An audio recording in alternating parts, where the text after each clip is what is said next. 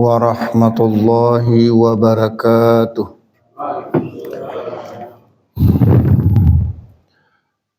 Innal hamdalillah nahmaduhu wa nasta'inuhu wa nastaghfiruh wa na'udzu billahi min syururi anfusina wa min sayyiati a'malina. May yahdihillahu fala mudilla lahu wa may yudlil fala hadiya lahu. Allahumma fassalli wa sallim wa barik ala Muhammad wa ala alihi wa ashabihi ajma'in. Hamba Allah yang dimuliakan oleh Allah, Jamaah Balai An-Nur yang berbahagia, kita lanjutkan pengajian kita mengkaji kitab Mukhtasar Riyadhus Shalihin ini. Masih kita pada bab 15, Babul Muhafadzati 'alal A'mal, jadi bab menjaga kelangsungan amal-amal. Kita akan bahas hadis yang terdapat dalam kitab ini, dan ini hadis yang terakhir. Wa an Umar bin Khattab radhiyallahu anhu, dan dari sahabat Umar bin Khattab, semoga Allah meridhoinya, qala Rasulullah sallallahu alaihi wasallam, Rasulullah sallallahu alaihi wasallam bersabda, man nama an hisbihi minal lail, barang siapa yang terlupa membaca hizb, ya, hizb. Apa itu hizb? Hisbihi, hibnya pada malam hari, an syai'in minhu, atau kalau bukan lupa ada sebab lain sehingga dia tidak membaca hizb tersebut. Ya, faqara'ahu ma baina salatil fajri wa salatil dhuhri, kemudian dia membacanya antara salat fajar dengan salat duhur. Kutiba lahu ka'annama qara'ahu minal laili, maka ditetapkan baginya seolah-olah jika dia juga membaca pada malam hari. Ya. Ya. Jadi hamba Allah, maksudnya begini, ada amalan-amalan di mana amalan-amalan itu sebenarnya amalan pada malam hari, sudah menjadi rutinitas. Tapi kemudian pada suatu waktu terlupa. Ya, pada suatu waktu terlupa hal yang udah rutin itu tiba-tiba lupa. Maka dibolehkan membacanya ketika ingat. Yaitu ketika antara salat fajar dengan salat duhur. Apa itu hib? Hib itu bacaan-bacaan zikir-zikir pada malam hari. Ya, di antaranya ya Rasulullah sallallahu alaihi wasallam menganjurkan kita setiap malam itu kita membaca, di antaranya adalah ya surat Bani Israel dan Az-Zumar. Sebagaimana kata Aisyah, kana Nabi sallallahu alaihi wasallam la yanamu hatta yaqra'a Bani Israel wa Zumar. Hadis ini diriwayatkan oleh Imam At-Tirmizi dan disahihkan oleh Syekh Albani dan lainnya. Jadi kata Aisyah, Nabi sallallahu alaihi wasallam itu tidak tidur sebelum membaca surat Bani Israel atau Al-Isra dan Az-Zumar. Ya, jadi misalnya kita udah biasa mengamalkan itu setiap saat sebelum tidur, tapi tiba-tiba pada suatu hari lupa. Maka dibolehkan kita membaca antara salat fajar dengan salat duhur. Cuman bukan kita sengaja karena lupa. Kalau sengaja nggak boleh, karena ini amalan pada malam hari. Juga dalam hadis yang lain dikatakan dari Abu Mas'ud Al-Qadri, man qara'a bil ayataini min akhir suratul Al-Baqarah, min akhir suratil Al-Baqarah fil lailatin, kafatahu. Barang siapa yang membaca 2 ayat terakhir dari surah Al-Baqarah pada malam hari, maka itu mencukupi. Maka para ulama memaknai hadis ini minimal kita membiasakan minimal ya membaca 2 ayat terakhir dari surah Al-Baqarah itu sudah mencukupi. Gimana bunyinya? Amanar rasulu bima unzila ilaihi dan seterusnya sampai kemudian Rabbana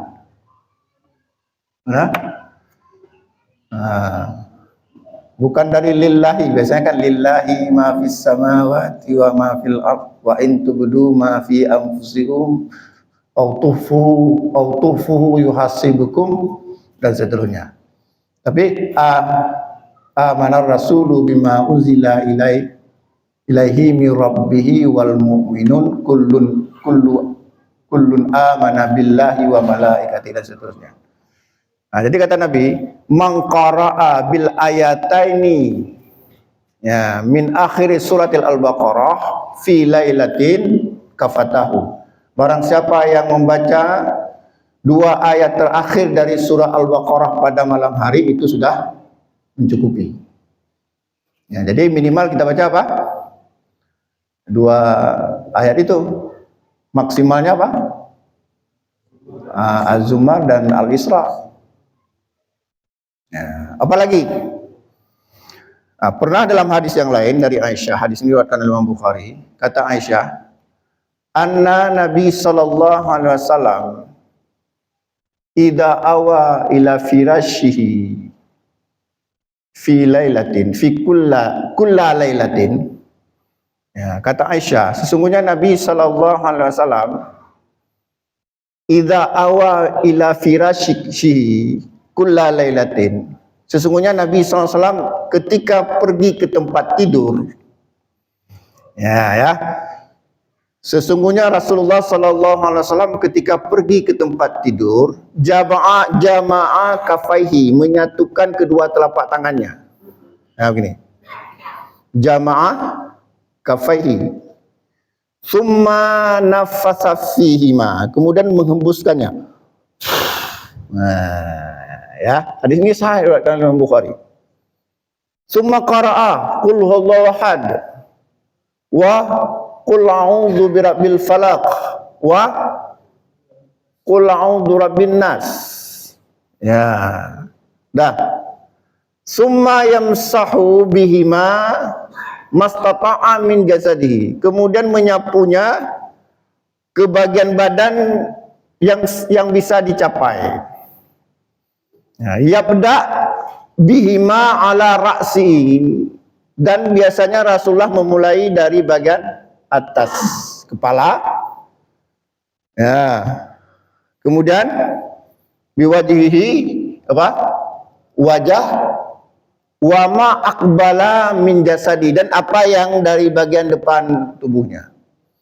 Fa fa'ala dzalika salata maratin. Rasulullah melakukan hal itu 3 kali. Gimana caranya tadi? Rasulullah pertama mengumpulkan kedua tangannya, kedua telapak tangan, kemudian menghembus, kemudian membaca qul huwallahu ahad, terus qul a'udzu birabbil falaq, terus qul a'udzu birabbin nas, kemudian mengusapnya. Nah, selama ini kadang-kadang orang memahaminya setelah membaca baru dihembus. Kalau menurut hadis ini hembus duluan. Gimana tuh? Biasanya orang baca setelah baca qul huwallahu ahad, Allahu samad, dan setelah baru bukan meruqyah kan gitu. Meruqyah baca dulu baru dihembus. Tapi kalau kita lihat hadis ini, entah saya belum memeriksa hadis yang senada dengan ini ya, tapi kalau matan hadis ini itu dihembus dulu. Nah, summa nafasa fihima, summa qara'a qul huwallahu ahad, dan seterusnya, kemudian qul a'udzu birabbil falaq, kemudian qul a'udzu birabbin nas, musab. Ya. Kemudian juga ada satu hal yang menarik ya. Jadi pada suatu hari Rasulullah menyuruh Abu Hurairah menjaga apa?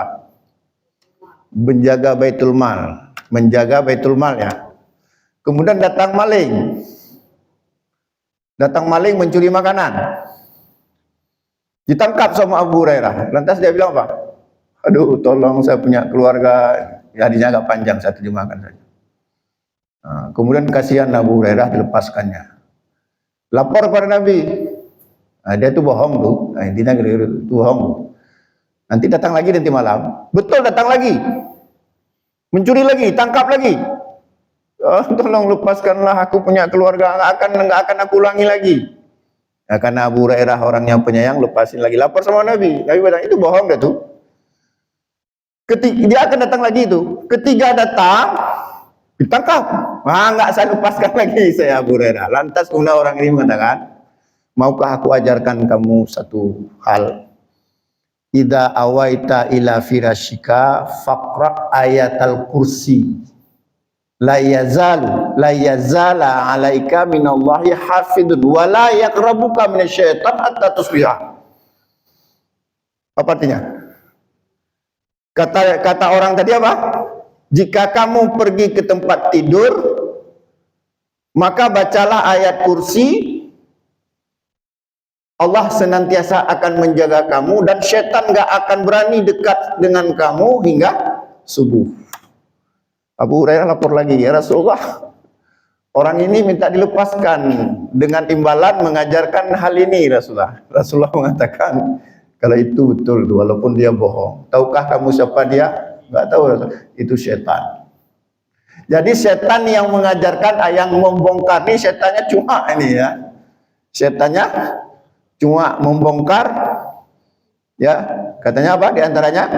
Setan nggak akan mengganggu orang yang sedang tidur jika sebelumnya membaca ayat kursi. Nah dalam hal ini cuma satu kali, tidak ada riwayat 3 kali. Kalau tadi ya, yang mata mengusap tadi qul a'udzu birabbil falaq, qul huwallahu ahad sampai qul a'udzu birabbin nas, itu fa fa'ala dzalika salasa maratin. Tapi ayat kursi tidak diterima 3 kali. Maka kita kembali ke pemahaman hadis ini, maka cukup 1 kali saja. Jadi sebelum tidur baca ayat kursi 1 kali. Kemudian Rasulullah wada'a yadahul yumna ala khaddihi, meletakkan tangan kanannya di pipinya. Kemudian baca apa? Allahumma bismika Allahumma ahya wa amut. Tidur insyaallah. Lebih bagus sebelumnya kita berwudu. Ya, itu ya. Ya, itulah hits. Ya. Hits yang kebiasaan ya, yang kemudian kalau kita lupa itu bisa kita baca antara salat subuh sampai salat duhur, tapi bukan semuanya. Kalau yang usap-usap itu khusus malam. Jangan semuanya ya. Kalau usap-usap itu khusus malam. Ayat kursi khusus malam.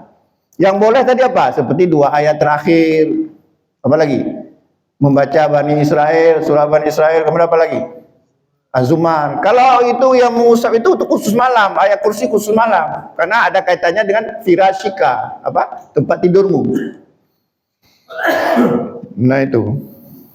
Dan banyak zikir-zikir. Boleh juga kita membaca surah Al-Mulk, ada riwayat. Juga surah Al-Kafirun juga ada riwayat. Nah, bahkan surah As-Sajdah juga ada riwayatnya. Nanti bisa nggak mungkin saya jelaskan itu panjang lebar. Intinya itulah disebut dengan apa tadi? Zikir-zikir Rasulullah pada malam hari. Nah, kalau hal-hal yang sifatnya itu umum seperti membaca surat-surat tertentu, surat-surat yang itu Nabi lakukan di malam hari, tapi kita lupa, itu boleh kita baca ya, antara salat subuh dan salat duhur.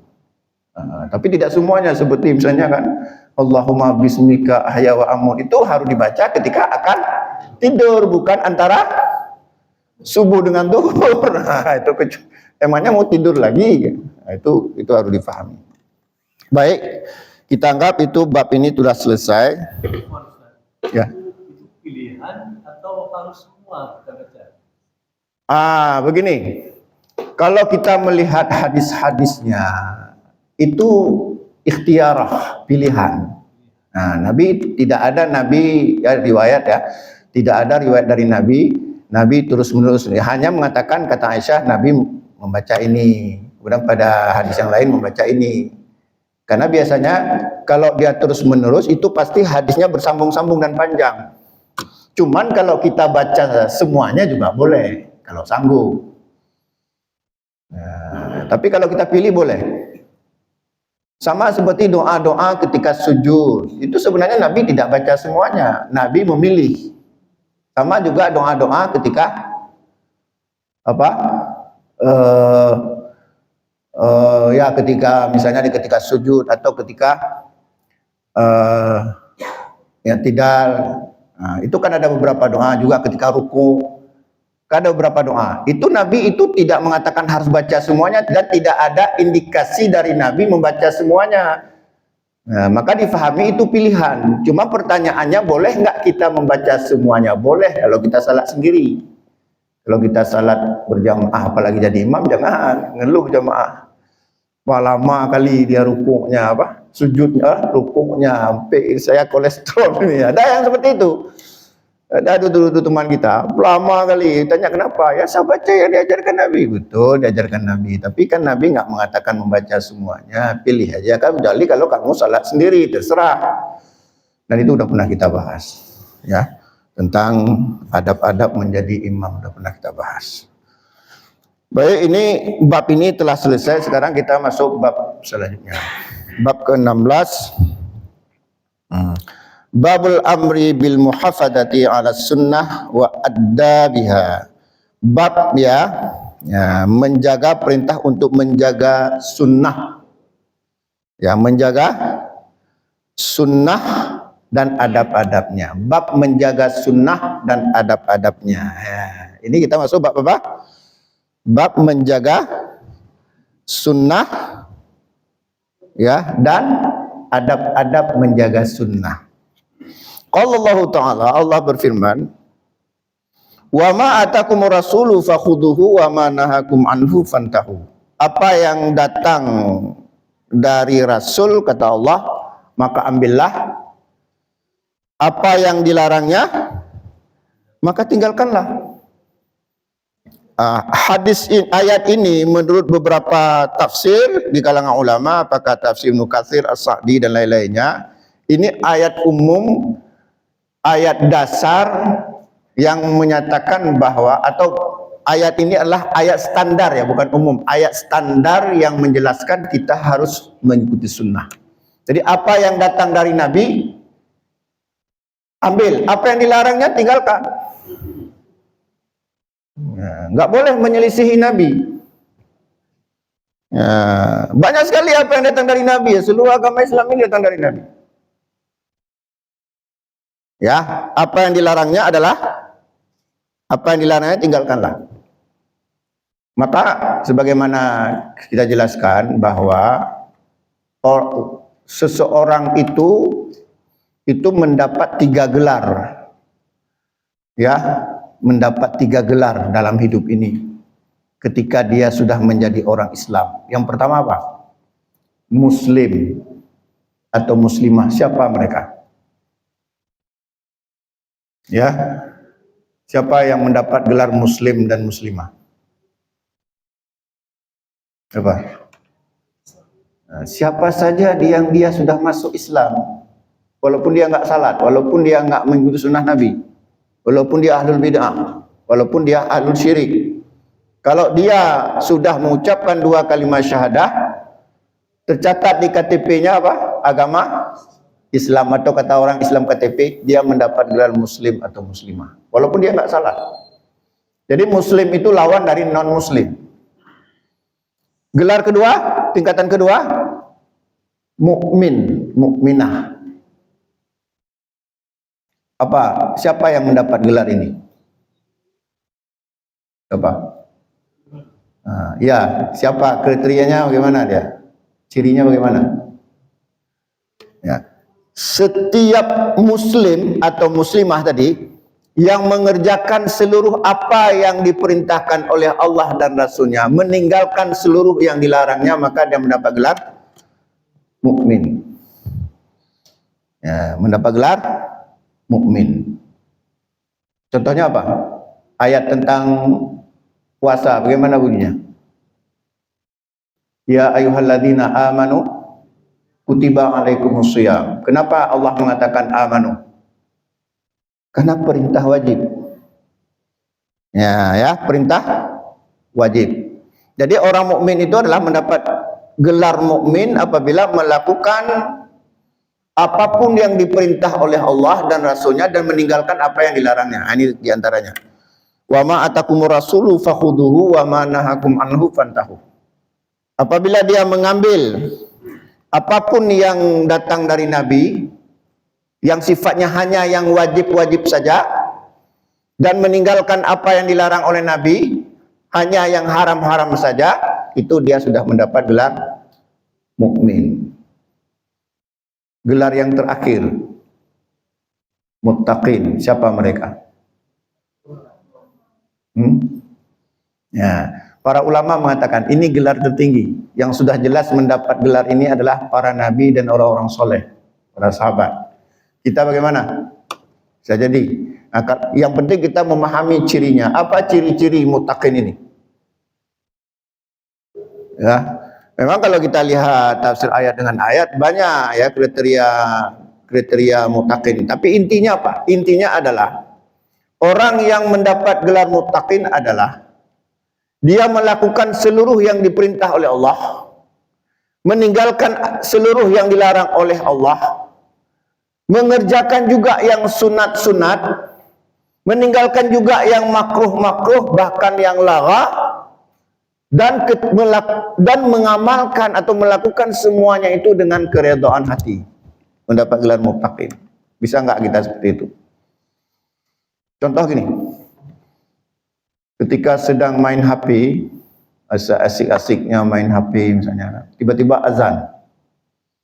Apa kita bilang? Apa sebagian orang bilang? Alah, sedang enak-enak main game, udah azan. Dia salat, dia pergi salat. Tapi orang seperti itu belum dikatakan muttaqin. Kenapa? Belum disertai dengan keredaan hati. Ya, contoh lagi, ketika datang bulan Ramadan. Aduh, ini sudah datang bulan Ramadan nih, kita nggak bisa ngopi lagi, nggak ngopi bareng, nggak bisa lagi goes. Dia puasa dia memang, tapi sikap dia seperti ini tidak menunjukkan orang bertakwa. Kalau begitu bagaimana orang bertakwa? Disertai dengan keredaan hati. Dia bukan hanya mengerjakan yang wajib-wajib, tapi juga mengerjakan yang sunat-sunat. Disertai dengan keredaan hati. Kalau sudah waktu salat, gembira sekali dia. Ketika menyambut Ramadan, gembira sekali. Ketika dia tahu itu haram, dia tinggalkan dengan sepenuh hati. Ketika dia katakan wajib, dia amalkan dengan sepenuh hati. Siapa? Saya mengaku nggak akan mendapat derajat itu. Susah. Maka muttaqin itu gelar tertinggi. Kalau untuk dalam akademik namanya apa? Profesor ya, syekh ya. Ketika kita ya melihat seseorang yang berbuat salah, orang muslim, orang muttaqin, orang mukmin, orang muttaqin beda responnya. Ya, beda. Ini hamba Allah. Nah, dalam kaitannya dengan ayat ini, wa ma atakumur rasulu fakhuduhu wa ma nahakum anhu fantahu. Apa yang datang dari Rasul ambillah, kata Allah. Apa yang dilarangnya tinggalkanlah. Itu kaitannya dengan 3 gelar tadi. Kalau dia sekedar muslim, dia nggak ada urusan dengan ayat ini. Bahkan salat pun dia tidak. Kalau mukmin dia hanya mengerjakan perintah yang wajib dari Allah dan Rasulnya, dan hanya meninggalkan yang haram. Tapi seorang muttaqin bukan hanya yang wajib-wajib, bukan hanya yang haram-haram, tapi yang sunnah pun dia perkaya diri dengan amalan-amalan sunnah. Di antaranya adalah ya ketika malam hari dia mengamalkan amalan-amalan rutin, mengerjakan amal bersedekah dan sebagainya. Walaupun itu bukan wajib, yang wajib itu zakat sebagainya. Hamba Allah, ya, kalau kita jelaskan apa yang datang dari Nabi ini cukup banyak ya. contoh-contohnya cukup banyak, baik dalam masalah akidah, syariah. Syariah pun dibagi lagi, ada ibadah, ada muamalah, kemudian akhlak, ada adab. Semua yang datang dari Nabi itu cukup banyak. Dan itu sudah nggak mungkin kita jelaskan secara rinci. Kemudian apa yang dilarang oleh Nabi cukup juga banyak. Ya, cukup banyak. Nabi banyak sekali melarang-larang hal-hal yang baik dalam masalah akidah, dalam masalah syariah maupun dalam masalah akhlak. Ada yang mau bertanya, silakan. Sebelum kita lanjutkan. Ada yang mau bertanya? Ya, silakan. Yang sering nampak itu adalah melanggar larangan. Iya. Dan Nabi melarang menambah-nambah. Iya. Melarang membuat baru. Iya. Tapi dalam masyarakat kita itu yang marah. Iya. Betul. Terbelakang. Kita bilang mereka nggak tahu. Itu rasanya juga. Iya, betul. Kalau terbelakang mereka berani melanggar larangan. Iya. Ya. Kan jelas-jelas sebenarnya ya. Beberapa bahkan sangat banyak ayat dan hadis yang melarang menambah-nambah. Misalnya Rasulullah sallallahu alaihi wasallam bersabda, "Wa iyyakum muhdatsatil umur. Fa inna kulla muhdatsatin bid'ah wa kulla bid'atin dalalah wa kulla dalalatin finnar." Kata Nabi, "Wa iyyakum muhdatsatil umur." Jauhilah oleh kalian perkara mengada-ngada. Artinya tidak ada datang dari Nabi. Fa inna kulla muhdatsatin bid'ah, dan setiap yang mengada-ngada itu bid'ah. Wa kulla bid'atin dalalah, setiap bid'ah itu sesat. Wa kulla dalalatin finnar, dan setiap kesesatan itu tempatnya di neraka. Riwayat ini diriwayatkan oleh Imam Muslim, Abu Daud, Ahmad dan lainnya, banyak riwayatnya. Pertanyaannya, apakah mereka tidak mengetahui hadis ini? Saya rasa nggak mungkin mengetahui. Tapi kenapa hadis ini ditolak? Bahkan mereka berani ketika Nabi mengatakan kullu bid'atin dalalah, setiap bid'ah itu sesat. Setiap, makna setiap apa? Semua. Tapi mereka bilang ada pembagian bid'ah. Ada bid'ah hasanah. Nah, bid'ah. Adakah Nabi mengatakan, adakah Nabi membagi bid'ah itu? Ada nggak riwayat Nabi membagi bid'ah?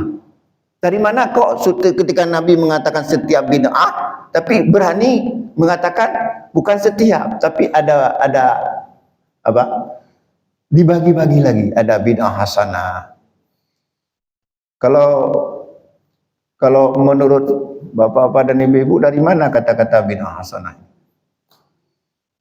Dari Umar. Ya. Nah, inilah ya, sebenarnya mereka itu bukan itu hanya menyandarkan saja pada Umar. Intinya apa? Mereka itu fanatik kepada ulama dan kitab tertentu.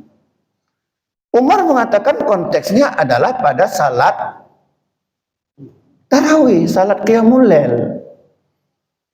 Ya, ketika orang berpencar-pencar salat, ya udah gabungkan aja, karena Nabi juga pernah mengamalkannya 3 malam berturut-turut. Jadi salat berjamaah itu pernah dicontohkan oleh Nabi. Kalau pernah dicontohkan oleh Nabi, bid'ah apa tidak? Tidak. Cuman begini dipahami oleh para ulama. Sunnah ini pernah terjadi di masa Rasul walaupun cuma 3 malam. Sudah. Tapi kemudian tidak lagi. Orang salat sendiri-sendiri.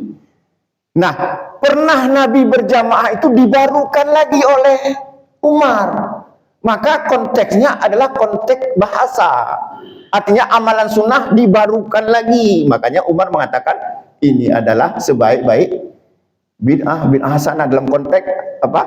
Menghidupkan lagi yang sunnah yang pernah ada. Tapi dipahami oleh orang sekarang apapun walaupun tidak ada di masa Nabi dibuat-buat. Katanya apa? Bid'ah hasanah. Ya. Contoh lagi. Apakah mereka tidak tahu ayat yang menjelaskan berzikir itu tidak boleh keras-keras? Ya kan? Wazkur rabbaka fi nafsika tadarruan wa khifatan wa duna jahri minal qawli. Apa artinya? Berzikirlah pada Tuhanmu fi nafsika, pada diri kamu, artinya sendiri-sendiri, tadarruan dengan merendahkan diri, wa khifatan dengan rasa takut, wa duna jahri minal qawli, dengan tidak boleh mengeraskan suara. Apa mungkin nggak tahu ayat ini? Nggak mungkin tahu. Tapi kenapa juga teriak-teriak juga? Teriak-teriak. Apalagi nih, maaf saya bilang diki mulut, apa mereka nggak tahu ayat ini? Nggak mungkin nggak tahu, ulama-ulama hebat-hebat. Nah, inilah kembali kepada hidayah tadi. Fa